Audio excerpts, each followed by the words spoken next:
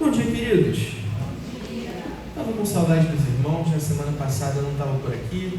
Estava no encontro nacional de UMP, que foi lá no Espírito Santo. Foi um tempo muito especial.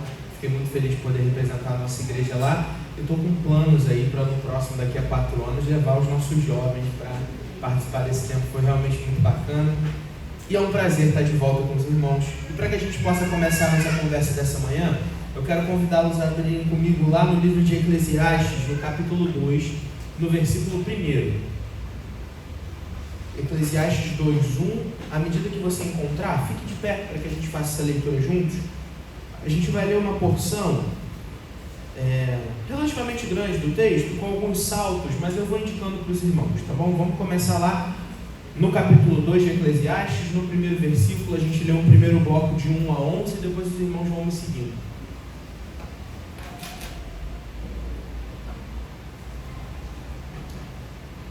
Eclesiastes 2, versículo 1 diz assim: Eu disse a mim mesmo, venham, experimente o prazer, descubra as coisas boas da vida, mas isso também se revelou inútil. Eu disse, o riso é loucura, e para que serve o prazer? Com a mente investiguei como estimular o meu corpo com um vinho, mantendo-a, porém, orientada pela sabedoria, e como acolher a insensatez. Eu queria saber o que vale a pena debaixo dos céus nos poucos dias da vida humana.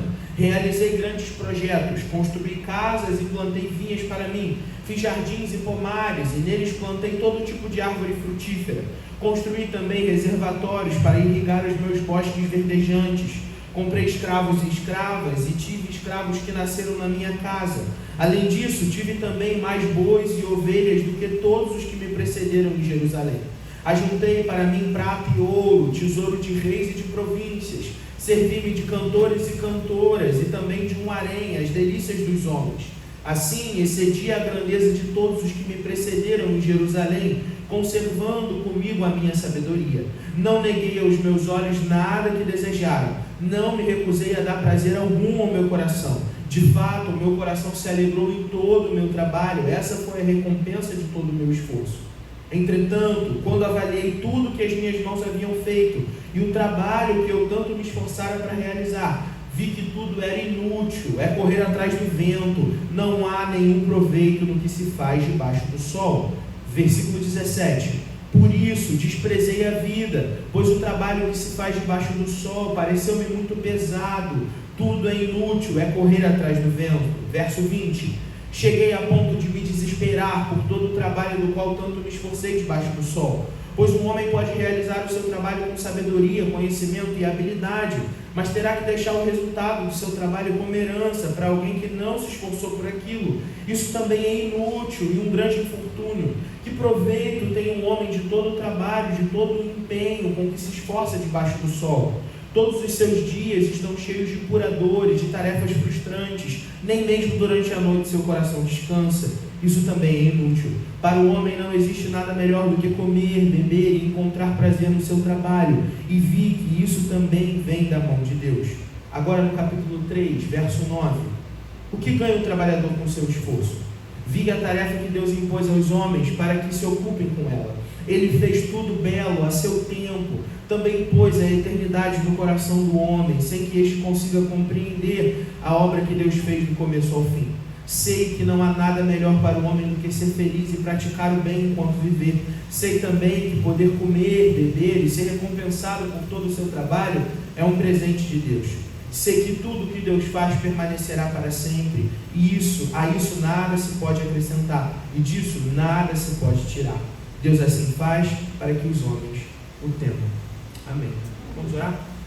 Senhor Deus, nós te agradecemos pela tua palavra aberta no nosso meio e te pedimos, Senhor, nessa manhã, fala conosco através da Escritura, que a tua voz possa ressoar nos nossos corações e que nós possamos ser transformados pela sua palavra. É o que nós pedimos no teu santo e poderoso nome, Jesus. Amém e amém. Os irmãos podem se sentar.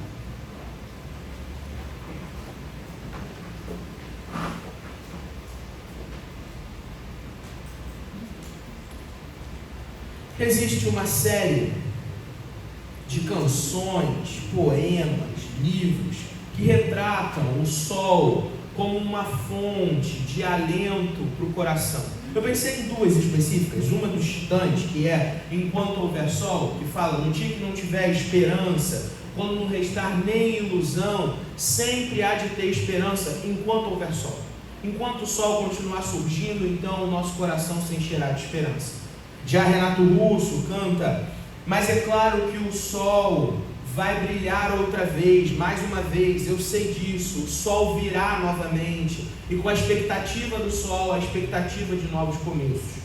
A gente tem várias outras representações positivas de como o sol ele é segurança, vida, esperança para os corações. Dias nublados, como o dia de hoje, são dias que a gente acha mais melancólicos, né? Que são um pouco mais doídos. A gente prefere a luz da manhã, a aurora que surge como essa certeza de que os dias continuarão. E há prazer em amanhecer mais uma vez com o sol brilhando, entrando pela janela. O pôr do sol a gente celebra com certa tristeza, porque ele se vai, mas a expectativa da sua volta enche o nosso coração de ânimo. Então, de um lado, a gente tem essa perspectiva super positiva, super alegre. De outro lado, tem aquele aspecto do sol, que é o que levou ao tema do nosso sermão, que o pessoal achou muito engraçado, viram lá no grupo da liturgia, mas é muito sério, debaixo do sol de Rachaquendo. Porque aí eu te convido a pensar naquele dia que você está andando por Alcântara, para fazer umas compras perto do fim do ano, e está aquele sol de rachar, e você está indo de uma loja para outra, só vendo gente bonita, bem cheirosa, arrumada, e aquele sol começa a bater na tua molheira, e aí você está assim, cara, eu só quero morrer, porque esse sol está muito quente, e aí é desesperador, o sol parece desalento, é opressivo, você fica desanimado, dá secura, e aquele sol que parece que vai te quebrar no meio mesmo, que você não aguenta mais. Só quem teve essa experiência de andar debaixo do sol quente sabe o que é isso, e a gente, como moradores do Rio de Janeiro, a gente sabe bem como é essa experiência. Essa perspectiva do sol como opressão, como um tipo de aquecimento desconfortável, é um contrassenso àquela primeira que vê o sol como esperança. A verdade é que aqui a gente tem um dilema, e esse dilema é o dilema que o autor de Eclesiastes vai tentar abraçar no seu livro. Ele vai lidar com o dilema de uma vida debaixo de um sol que é opressivo, desgastante, desértico, que traz sequidão para a alma. De outro lado, uma vida diante do grande sol que brilha como esperança. Com esse dilema em mente, então a gente pode começar a ter essa conversa hoje, partir para entender o que esse livro tem para ensinar para mim e para você. Antes da gente começar a caminhar na exposição do texto, a gente precisa ter algumas ideias em mente. Eu queria, inclusive, já fazer uma citação aqui de justiça, que é o seguinte: muitas das coisas que eu vou dizer e citar aqui nesse sermão tem fonte no reverendo Emílio Garofalo Neto, que é um pastor presbiteriano lá de Brasília, e tem um livro que chama Isso é Filtro Solar, que é um comentário sobre o livro de Eclesiastes. E aí alguns dos materiais que estão aqui, e quando eu for citá-los eu vou dizer que estou citando, mas eu já deixo a recomendação do livro, porque é um excelente livro. O reverendo Emílio trabalha os conceitos do livro de Eclesiastes muito bem.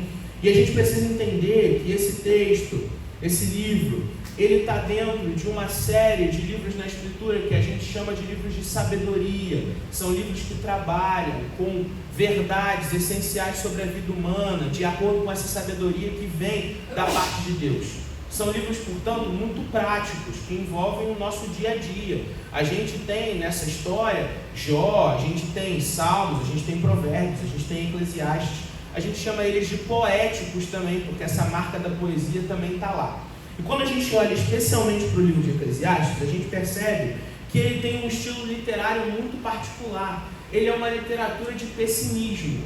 Isso não é só as ideias que ele está defendendo lá, não. Isso é um estilo literário comum do tempo da Antiguidade Clássica. Existiam outros livros, vários outros, que trabalhavam esse pessimismo. A diferença é que o livro de Eclesiastes, ele coloca esse pessimismo diante da revelação do Deus Todo-Poderoso que governa toda a história. E a gente vai perceber que todo o pessimismo, então, é transformado pela presença desse Deus. Quando você pega a literatura pessimista antiga não cristã, o que a gente vai ver lá vai dar tudo errado e acabou. Mas a gente tem no livro de Eclesiastes uma pontinha diferente, uma esperança surgindo. A autoria do livro fica por conta de Salomão, que se identifica não pelo seu nome, mas como o pregador. Uma palavrinha hebraica que vai trazer esse sentido, alguém que fala para uma grande multidão, que reúne a assembleia para ensinar. A gente vê por todo o contexto do livro que parece ser realmente Salomão o autor, não tem porque a gente discutir essa autoria, porque está bem óbvio lá, está bem claro. E aí a gente percebe que o livro de Eclesiastes tem uma marca. Ele é um livro agoniante, que fala sobre uma vida agoniante, num mundo agoniante, cheio de palavras que trazem agonia, e é desconfortável mesmo. Você lê o livro e você vai sendo cada vez mais desestimulado, até que você entenda o que ele está ensinando de verdade, o que o Senhor quer falar para mim e para você através desse livro. Philip Ryken, um autor, diz assim: Eclesiastes é o único livro da Escritura escrito numa manhã de segunda-feira. Um dia que a gente acordou assim, muito contente, muito feliz, e aí Salomão resolveu registrar isso. Segunda de manhã, a tristeza da vida. E quando a gente vai para esse texto que a gente acabou de ler, a gente consegue perceber algumas ideias. Eu quero te convidar a deixar a sua Bíblia aberta, para que a gente juntos possamos caminhar por esse texto novamente. E a primeira coisa que a gente vê lá nos versos de 1 a 3 do capítulo 2, é Salomão falando sobre a busca que ele começa a implementar através do prazer, atrás do prazer. Ele diz assim: eu disse a mim mesmo, venha, experimente o prazer, descubra as coisas boas da vida, mas isso também se revelou inútil. Eu disse, o riso é loucura, e para que serve o prazer?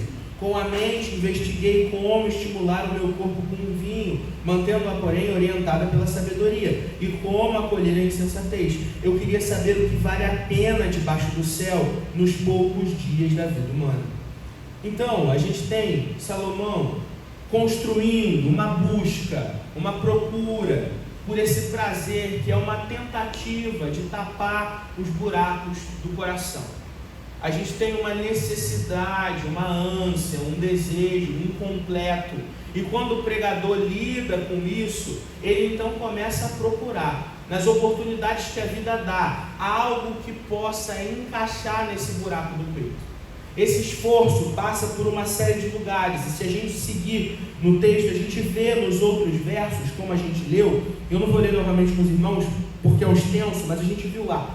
Ele começa a falar de projetos que ele construiu. Nos versos 4 a 6 ele fala de como que ele construiu grandes jardins e fez várias edificações e construiu vários edifícios bonitos, e como isso foi uma tentativa. Então ele passa nos versos 7 a 9 a falar sobre a aquisição de bens.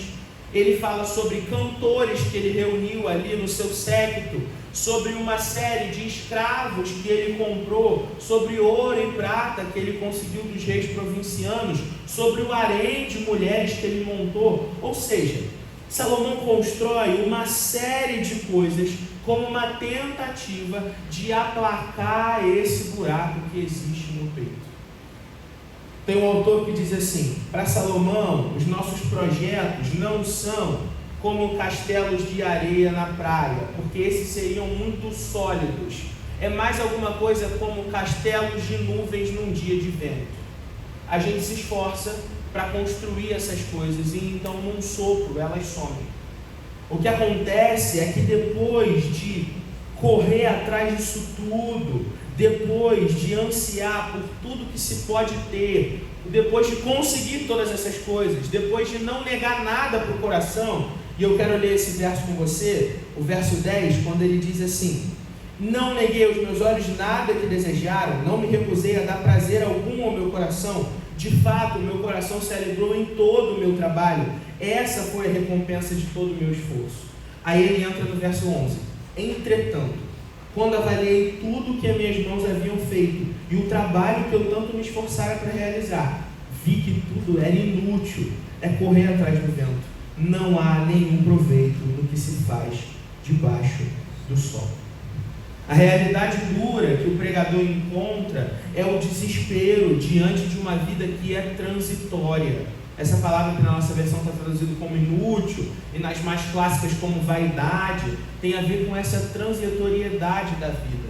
as coisas simplesmente passam e elas se esvaem pelas mãos, elas correm através das nossas mãos, e quando a gente se dá conta, já foi, a gente já perdeu aquilo que parecia tudo de que a gente precisava. Quando alcançado, se mostra como mais um embuste. Então a gente precisa correr atrás de uma outra coisa, porque a ânsia não vai embora.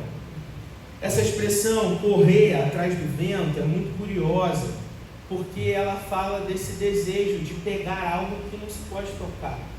Melhor seria, talvez, até se a gente traduzisse como pastorear o vento. Essa é lá uma ideia do reverendo Emílio. Por quê? Porque não é só tentar capturá-lo, mas controlá-lo na medida da minha própria vontade.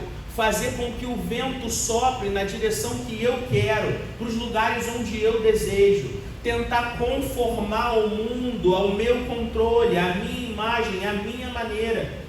E a dureza da realidade é que isso não dá certo. Salomão então se esforça, mas percebe que isso tudo é correr atrás do vento. Lá nos versos 17, depois 20 a 23, a gente vê esse desespero chegando no coração do pregador. Vamos abrir lá para a gente ler? Ele fala assim: por isso desprezei a vida, pois o trabalho que se faz debaixo do sol pareceu-me muito pesado, tudo é inútil, é correr atrás do vento. Verso 20, cheguei a ponto de me desesperar por todo o trabalho no qual tanto me esforcei debaixo do sol. Esse desespero alcança o coração do pregador, porque ele se esforça e não dá em nada. O vento continua seguindo a direção que tem que seguir, as coisas continuam indo no rumo que tem que ir, e a realidade é desesperadora. A conclusão, então, que o pregador chega, está lá no capítulo 3, nos versos 9 a 12, quando ele diz: o que ganha o trabalhador com seu esforço? Vi a tarefa que Deus impôs aos homens para que se ocupem com ela. Ele fez tudo belo a seu tempo, também pôs a eternidade no coração do homem, sem que este consiga compreender a obra que Deus fez do começo ao fim. Sei que não há nada melhor para o homem do que ser feliz e praticar o bem enquanto vive. Sei também que poder comer, beber e ser recompensado por todo o seu trabalho é um presente de Deus. Sei que tudo que Deus faz permanecerá para sempre. A isso nada se pode acrescentar, e disso nada se pode tirar. Deus assim faz para que os homens o temam. O pregador começa a colocar em contraste, porque não vai sair, duas realidades. Uma, a vida debaixo do sol que racha quente. De outra, a vida diante do Deus que criou todas as coisas. Essas duas realidades, elas entram em contraste. Por quê? Porque a vida debaixo do sol, que não é diante de Deus, é vida de desespero. Mas a vida diante de Deus acontece também debaixo do sol. E aí o desespero ganha uma nova roupagem, os prazeres da vida ganham outra cara, as dificuldades ganham um outro modelo, porque agora a vida debaixo do sol não é mais vida de desalento, mas vida de esperança. A gente tem essa mudança quando ele diz assim: os prazeres da vida, comer, beber, se alegrar, são presentes dados por Deus.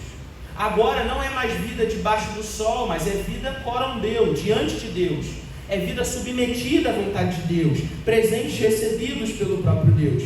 E no verso 14 ele fala das obras eternas de um Deus que é eterno.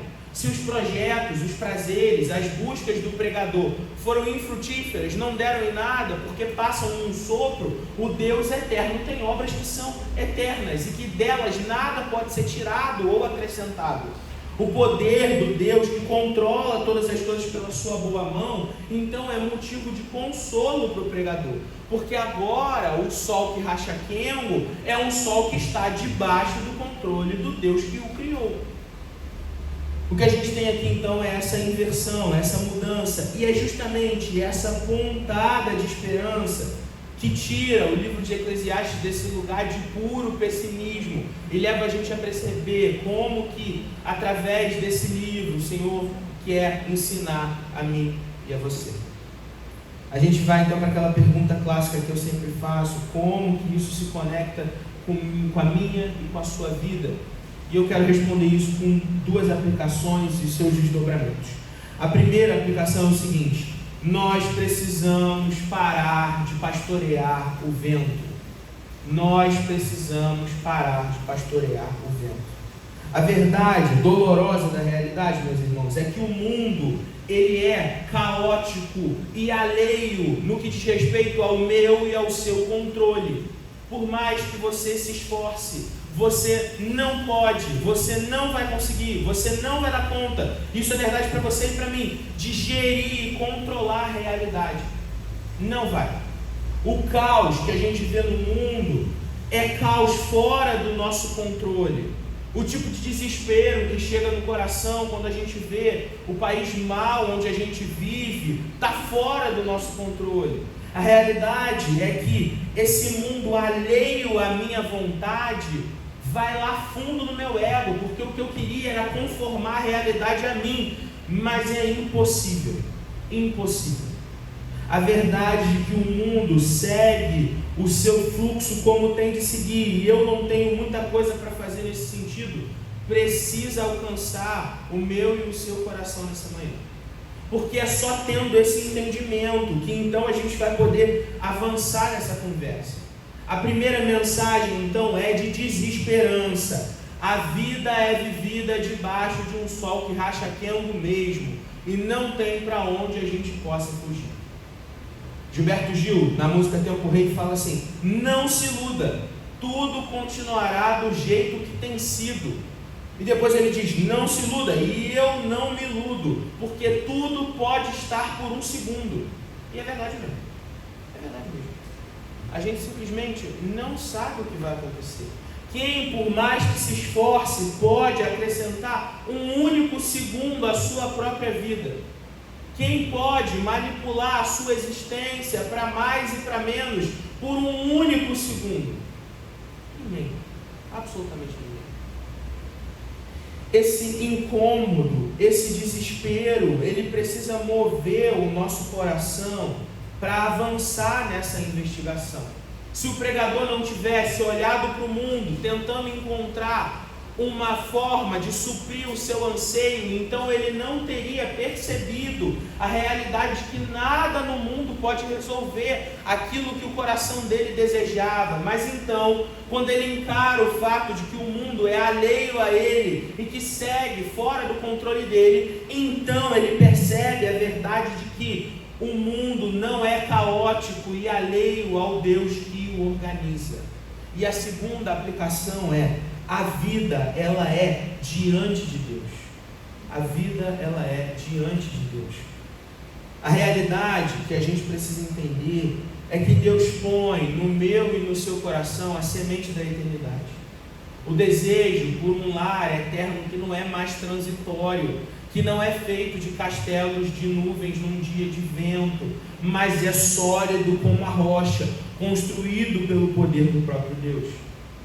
Um autor chamado Colin Dulles, comentando sobre o C.S. Lewis, ele diz assim: somos dominados, e essa é a perspectiva do Lewis, somos dominados por uma falta de lar e, no entanto, por uma aguda percepção do que significa lar. O desespero é o catalisador para que então a gente perceba que a gente precisa de algo que o mundo não nos pode oferecer, que o nosso coração anseia por uma completude que nenhuma construção desse mundo pode dar. E quando essa realidade fica clara no nosso coração, então o desespero é transformado em confiança e o desalento é transformado em prazer. Por quê? Porque Deus se envolve no mundo para que eu e você encontremos a necessidade do nosso coração, que é Ele mesmo. Que é Ele mesmo. O desespero do pregador é aplacado quando ele chega diante do Deus verdadeiro e descobre que o eterno se envolve com o mundo. Ele diz assim: a gente nem entende qual é esse plano que Deus está fazendo no mundo do começo ao fim. A gente não percebe os detalhes desse plano, mas o fato é que Ele está fazendo alguma coisa no mundo. Ele plantou essa eternidade nos nossos corações e Ele faz dessa maneira para que nós o possamos temer. para que nós entendamos quem nós somos e quem Ele é, que Ele é Deus e que nós não somos, que Ele detém controle e que nós não detemos, que Ele governa sobre toda a realidade e que eu e você não temos capacidade de governar sobre absolutamente nada. Quando o desespero do mundo alheio a mim e a você alcança o meu coração, é nesse lugar também que surge a certeza de que Deus não está alheio a mim e a sua realidade, mas Ele governa a minha e a sua vida com mão poderosa, braço estendido e amor inesgotável. Tendo isso em perspectiva, então, os prazeres dessa vida não são mais tão transitórios assim. Por mais que eles venham e vão, por mais que as coisas boas aconteçam e depois a gente passe por tempos difíceis novamente, a gente passa por esses momentos de alegria com ânimo renovado. Há mais prazer, há mais sabor. Joe Wigner fala assim: então sim, as dádivas terrenas de Deus são passageiras. Sim, elas podem e vão se perder. Mas quando abraçamos nossa condição de criatura e olhamos para o único pastor, o Deus Criador que guia e governa esse mundo todo e que se derrama sobre nós para o nosso bem, somos libertos para beber, comer, alegrarmos e desfrutar a vida com as pessoas que amamos todos os dias de nossa vida enigmática, porque essa é a nossa porção e Deus aprova.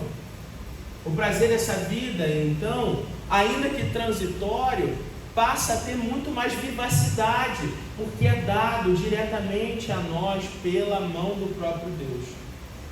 E esse prazer tem que ser transitório, porque essa vida também é assim. O desejo do homem, então, não é pelas bênçãos que Deus pode ofertar agora, mas pelo próprio Deus que oferta e é em si mesmo eterno e eternidade. O que nós precisamos, então, é a vida do porvir. E a nossa existência, ela precisa ser marcada por esse desejo, direcionada para esse lugar, apontada para a realidade da eternidade. É com a eternidade em perspectiva que então o sol deixa de ser opressivo e se torna esperança. Eu quero caminhar para o fim dessa reflexão, relembrando a mim e a você, que o único que pode fazer a obra de filtrar os raios opressores do sol sobre mim e você, é o Cristo que morreu na cruz do Calvário, no meu e no seu lugar. Jesus é o caminho para que então o desespero fique de lado e a gente encontre alento diante de Deus. O pregador só pode encontrar as respostas para o seu coração no Cristo que o salvou e salva a mim e a você. Quando a gente olha para o mundo caído, então a gente precisa ver a cruz de Cristo brilhando sobre a realidade e como o sangue do Cordeiro transforma toda a existência. E como agora o sol que nos guia não é mais esse astro, essa bola luminosa de gás, mas é o próprio Cristo, que é sol da justiça e que lança seu esplendor sobre mim e você. Quando a luz de Cristo ilumina a minha e a sua vida, então não tem mais desespero, não tem mais opressão, não tem mais secura, mas é a luz que traz vida ao coração, que enche a nossa existência de um novo perfume, de uma nova realidade, de um novo contraste de luz e sombra. As sombras continuam aí. Diante da presença da luz, a gente sempre vai ver uma sombra ou outra, mas essas sombras, elas são tão menores do que o Cristo que brilha sobre mim e você. Então, o desespero vai embora e a gente encontra prazer ainda nessa vida, e especialmente prazer na certeza da vida que virá. Eu quero concluir esse sermão lendo o finalzinho de um dos capítulos lá do livro do Reverendo Emílio.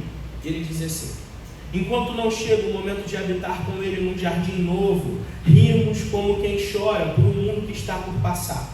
Choramos como quem ri por um mundo que está para chegar. Ele que triunfou nesse mundo desértico, enquanto nossos pais falharam num jardim florido. Ele que morreu numa árvore seca e com isso nos enxerta na videira. Por meio das flores de sua vida e de sua morte, Ele nos abre caminho para provarmos o fruto da árvore da vida. Ele nos falou para considerarmos os lírios do campo e lembrarmos que Ele cuida de nós. Não é à toa que o chamamos de totalmente amável. da rosa, desse mundo novo, teremos muito mais do que um nome. E se procurar com cuidado, você perceberá que o perfume já está entre nós. Que o perfume já está entre nós. A realidade da eternidade, ela não é só futura, ela não é só sobre o porvir. Mas Cristo quebrou as barreiras desse mundo e a eternidade flui sobre a nossa existência. O bom perfume de Cristo é derramado sobre mim e você. Esse novo cheiro preenche a nossa existência, essa nova luz guia os nossos caminhos. É assim que a gente pode encarar um mundo caótico com mais esperança. É assim que a gente pode lidar com uma realidade má, com um coração cheio de contentamento e satisfação, porque Deus está quebrando e refazendo esse mundo de pouco em pouco, até o dia em que toda a realidade será sido refeita e nós estaremos com Ele pelos séculos dos séculos. Até lá, que o nosso coração não se desespere, mas encontre prazer no Deus que nos tem guiado nesse mundo mal. Amém? Vamos orar? Senhor Deus, nós queremos te agradecer por essa manhã. Obrigado por essa palavra, Senhor. Obrigado porque ela encontra corações necessitados aqui reunidos. Corações que olham para esse mundo caído, mal, e no primeiro momento se desesperam. O desespero é uma reação necessária para que então ele possa ser substituído por alento e consolo diante do Deus que intervém no mundo caótico. Obrigado, Jesus, porque com a sua boa mão o Senhor atende todas as nossas necessidades, o Senhor supre o buraco do nosso coração, o Senhor é tudo de que precisamos e junto contigo o Senhor nos oferta tantos outros prazeres e benefícios que nem podemos contar. Obrigado porque nós podemos celebrar a vida, as realizações, os presentes que vêm de Ti, agora com muito mais segurança, com muito mais alegria, porque a Sua presença no nosso meio é a razão da nossa celebração. Obrigado, Senhor, porque não são só as Suas dádivas que nos preenchem. Na verdade, elas não podem nos preencher, mas o Senhor vivendo em nós, vivendo o nosso coração, é tudo de que precisamos para que então nossa vida seja marcada pela Tua glória. Nos ajuda a caminhar nesse mundo mal como agentes da pregação desse Evangelho que transforma todas as coisas, que joga o pessimismo para longe e traz uma esperança verdadeira, não uma esperança utópica, não uma esperança baseada em um tipo de positivismo nulo de verdade, mas uma esperança que é recheada pela realidade da Tua presença nesse mundo. Nós ansiamos pelo dia, Senhor, em que não precisaremos mais lidar com o mundo mau, mas lidar com o mundo refeito pelo Teu poder. A eternidade contigo, na Tua presença, com os nossos irmãos, servindo e cuidando uns aos outros, te adorando de todo o coração. Esse é o nosso desejo, é para esse lugar que caminhamos, mas até lá, Senhor, continua caminhando conosco, continua fortalecendo os nossos pés. É o que nós pedimos, no Teu santo e poderoso nome, Jesus. Amém e amém.